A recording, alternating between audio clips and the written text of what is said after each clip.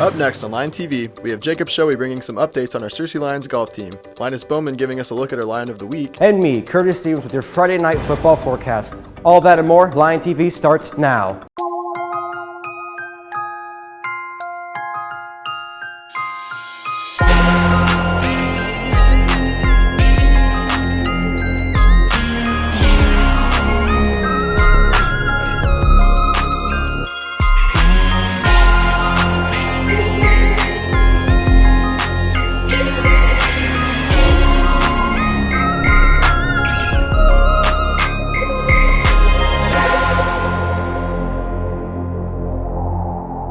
Happy Friday, Cersei. Welcome back to Line TV. I'm Jordan Bowman. And I'm Lily Lindsay. I hope everyone has had a terrific week so far. It's crazy that we only have 2 more weeks until we're through with the first quarter. I know, right?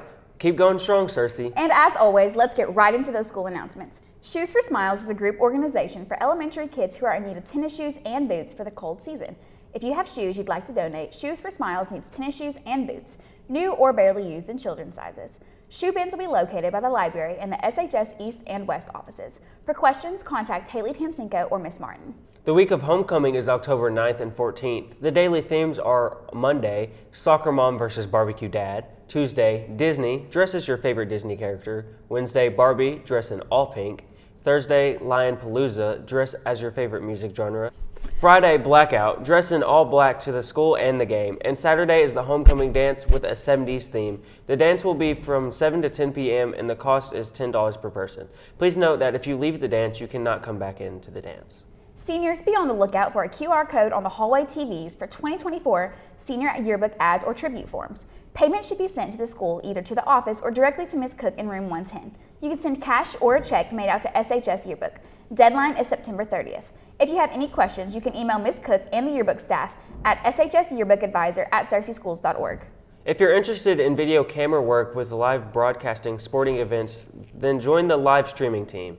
We are looking for around 12 or more students or staff who would like to participate in the stream and video board operations at the stadium and the new arena. Also, community service hours will be given to participants. If interested, use the QR code on the slide of the TV screens in the hallways or contact Mr. Bowman at email mbowman@cerseischools.org. Cersei High School's College Fair is Tuesday, October 17th from 8:40 a.m. to 10:15 a.m. and will be held in the high school cafeteria. All juniors and seniors will be attending. Juniors will attend first from 8:40 to 9:30 and seniors will attend from 9:40 to 10:15. Students will be called out by the office when it's time to go and return. If you have a planning period and could help monitor students, we would greatly appreciate it. Email Bonnie Hollyfield if you have any questions. Hey, I tried to go support our school's esports team yesterday, but they weren't in the room from last year. What happened? Didn't you hear? They've moved rooms. In fact, Jordan Jones is here to tell us more on what's going on. Earlier this year, the Esports lab moved locations from one lab to another. We were able to catch up with the Esports head coach Brandon Renard on what this means for the team in their upcoming season. Esports is where we play competitive video games. The requirements to join is, you have to be available to play 4 o'clock on either Tuesday, Wednesday, Thursday, and you have to have at least a 2.0 GPA. It's really good for team building and for learning how to play with others well, and it's also a lot of fun. It's really teaches hand-eye coordination. It's a great experience all around. The best experience has to be winning the state championship for Mario Kart. That was just amazing. It was amazing getting to go to state in the first place. It was amazing watching the team win. It was just great all around. Another close second would be whenever Smash had the 2 teams in the semifinals play each other. It was just a lot of fun having the two of the top teams playing each other. There's no skill level required to join, but ideally you're going to get better and better the longer you're in there. With more and more members joining each year, Brandon and his team had to find a bigger room to fit the team's gaming needs. I'm glad that they moved it because it's a much bigger space. There's more place there, and I think it's going to give us more room to grow as we get more computers and more switches and stuff like that.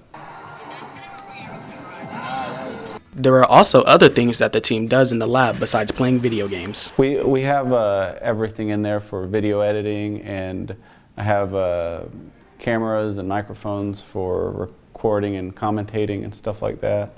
I'd really like to get some more video editors in there. I think the number one thing I've been focusing on so far is recruiting. We've got a lot of people joining. I think we're going to have the biggest Smash team we've ever had. I think we're going to have the most Rocket League players we've had in a long time, and I think we also might have the biggest Mario Kart team we've ever had. Esports doesn't only focus on competitive players, but also casual players across the school. It's a lot of fun. I mean, you play these video games at home already.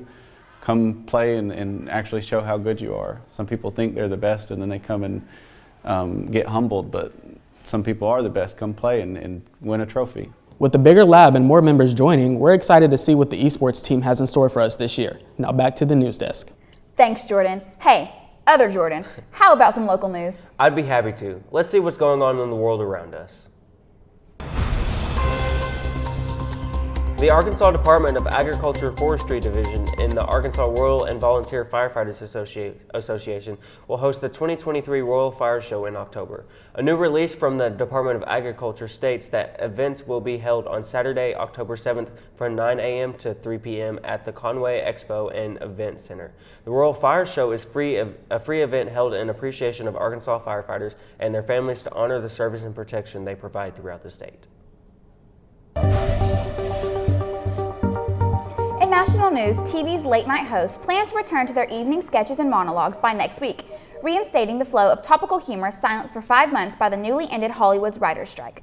Bill Maher led the charge back to work by announcing early Wednesday that his HBO show, Real Time with Bill Maher, would be back on air Friday. By mid-morning, the hosts of NBC's The Tonight Show starring Jimmy Fallon and Late Night with Seth Meyers, ABC's Jimmy Kimmel Live, and The Late Show with Stephen Colbert on CBS has announced they had also returned all by Monday. Last Week Tonight with John Oliver was slated to return to the air Sunday. College programs that consistently leave graduates with low pay or unaffordable loans will lose access to federal money under a new rule being finalized by the Biden administration. The policy applies most to for-profit colleges along with certificate programs at traditional universities. The Education Department says it's a step towards accountability for America's higher education system. The rule, known as the Gains Employment, was proposed in May and received an Obama-era policy dismantled by the Trump administration. The department announced Wednesday that the final rule will be published October 10th. Hey Lily, are you going to be at the game tonight? Jordan, I always am. I'm always so excited to cheer on our Cersei Lions. Y'all band kids have it lucky and don't have to choose what to wear. I'm glad you see it that way. Anyways, let's send it over to Curtis to see what our climate is for the next few days. Good morning, Cersei High School. I'm Curtis Stevens with your weather update. Today it'll be mostly sunny with a high of 95 with a 5% chance of rain. Winds blowing southeast at 6 miles per hour with a humidity of 52%, and your sun rose at 7 a.m. On to tonight. Tonight it'll be clear skies with a low of 64 with a 4% chance of rain. Winds blowing east-northeast at 4 miles per hour with a humidity of 65% with your sun setting at 6:54 p.m. On to the almanac. Average temperatures for the last 7 days have been a high of 82 with a low of 58. Monthly average precipitation being 3.83 inches and a month to date of 1.69 inches. On to the 5cast. On Saturday, it will be mostly sunny with a high of 96, a low of 65, and a 4% chance of rain. On Sunday, it will be mostly sunny with a high of 92, a low of 63, and a 3% chance of rain. On Monday, it will be sunny with a high of 91, a low of 63, and a 3% chance of rain. On Tuesday, it will be mostly sunny with a high of 90, a low of 62, and a 2% chance of rain. On Wednesday, it will be partly cloudy with a high of 90, a low of 63, and a 3% chance of rain. Well, it looks like we're still going to have to be wearing shorts. I agree. Well, thanks, Curtis. But man, this weather is hot and it's not helping my appetite. What's for lunch today, Lily? Today for lunch, we'll be having chicken and cheese crispito, classic cheese pizza, classic cheeseburger, tater tots, peaches, and milk. Sounds scrumptious. As always, make sure to thank our totally tubular and fantastic lunch ladies for all the hard work they do. By the way, Jordan, how prepared are you for the robot invasion? I can't say I've thought about it too much, but besides, surely robots aren't that advanced, are they? Well, you can never be too sure. And speaking of robots, Linus Bowman was able to talk with a student in our school's very own robotics club for this week's Lion of the Week.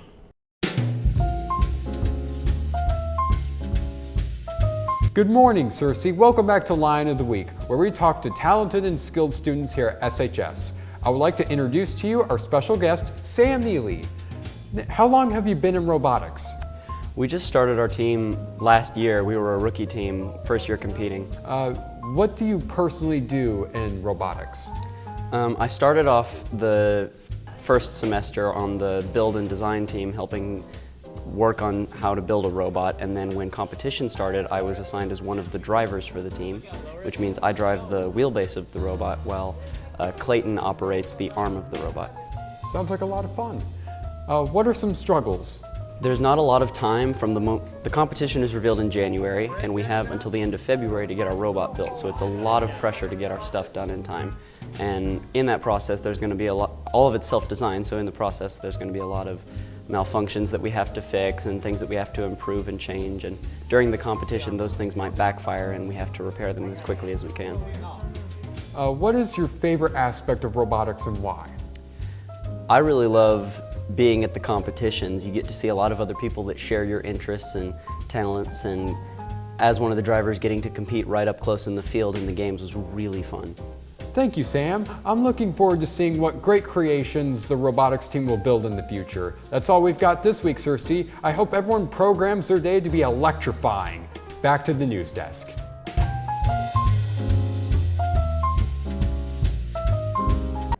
Thanks, Linus. It's always been interesting to see how the students at our school always go above and beyond in their sports and clubs. Agreed. Keep it up, Cersei. And speaking of sports, my man Jacob Shoei has us covered with the need-to-know topics in the sports world.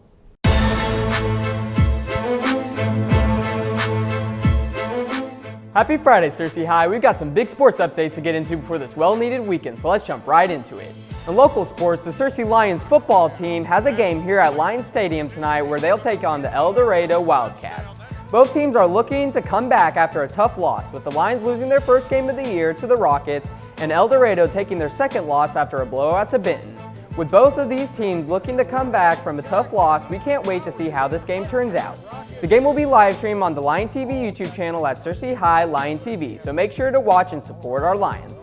The Cersei Lions tennis team had senior night in the last regular season game of the year on Tuesday, where they went up against Paragould, winning 14-3, putting their overall record for the regular season at 11-0-1. Next, they'll host the conference tournament here at the high school on Tuesday and Wednesday, so make sure to cheer on our Lions for a conference win. The Cersei Lions golf team went to Ridge Point Country Club in Jonesboro to compete in the Girls State Tournament.